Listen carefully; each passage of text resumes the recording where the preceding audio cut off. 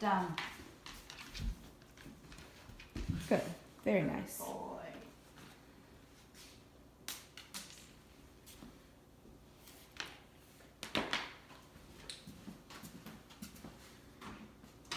Hi! Come on in. Thank you. Reward that. Good decision. Good boy. Good. Reward him again for holding the down since you picked up the leash. Good boy. Good down. Good. You got eye contact. Release him. Release. Good. He's going for the Yeah. spoiled treat. That's Yeah. fine. That's his prerogative. Good. All right. Talk to him excited. Hi, it's a hard It's like medium excitement. Yay! How are you? Yeah, so good to see you. Oh, that got him. See? Now, is he like that with hugs? Does he not like it when you hug people? No, he wants to hug. He wants to be Yeah, involved. he wants to be involved. All right. Okay, but see, there's the perfect example Mm-hmm. of the leash was Around his neck. him. Mhm. I couldn't get to it fast enough. So- and sideways. He was already down. So here's the not nice thing about this. Okay. Do you want me to keep taping? Sure. Okay. So you need to pop hard enough every time that if something like that happens, you still get a correction. Does that make sense?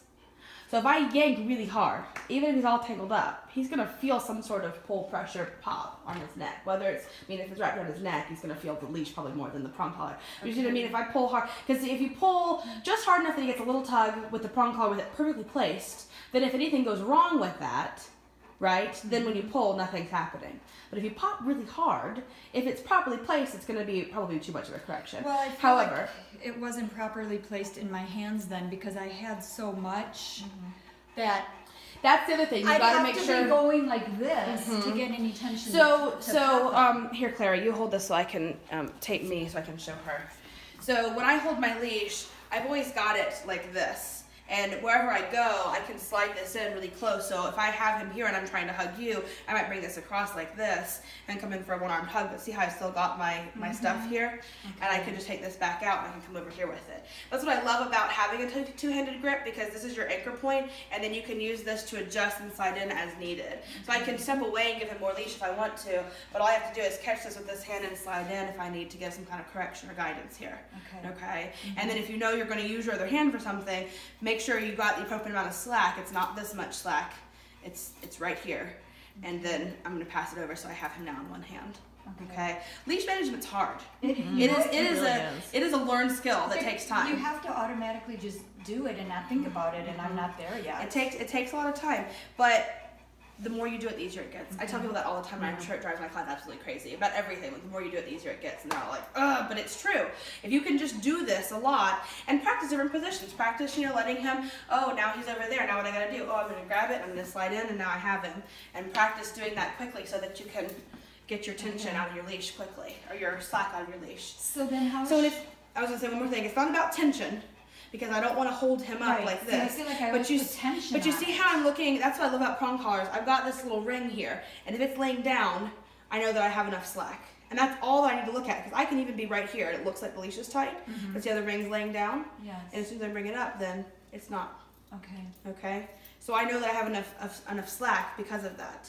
Okay. Okay? And I still have my two-handed grip. I never dropped that. So then, how do I handle a situation when I screw up like I just did when we were hugging and he jumped and I didn't get in a correction, but then he was off right away? Do you just kind of ignore it? Depends on how quick your reflexes are. For me, even if I miss a correction, but I start to verbally correct the moment they do the behavior, and they've ceased the behavior by the time I can get a physical correction in, I will follow through with my correction. So for example, if I hug you and he jumps and I say, hey, and he gets down, I'm going to still catch with my other hand and give a pop. Okay? And I can't remember if I said hey or not. I think you just were I like, think oh, you- he's yeah. jumping. You didn't never give like a no or You just were like, oh, he's jumping. I didn't do exactly what you told me to It's do. okay. Be It's all right. So the other thing is, if you need to give a quick correction and you feel like, I've got my leash here like this and there's just not really enough leverage for me to give a correction, I can bring my other hand in. So I've got this hand here, and instead of trying to pass it off, I get this and give my pull. If I've got this, I can just catch my leash and correct like that. That's the other thing that I always forget to mention. You can do that. So if I'm doing something with my hand, he does something I don't like, I can bring this hand in and just give a correction like that. Okay. Okay. And that's probably what I would do if I was hugging someone. I would have the leash, something like this. Maybe I'm OCD about getting it all like folded up neatly, but having it like this, and then if I hug the person with my one hand and then he jumps, I'm gonna bring this hand back down and correct with that hand. Sorry, buddy. You're a good boy. Okay.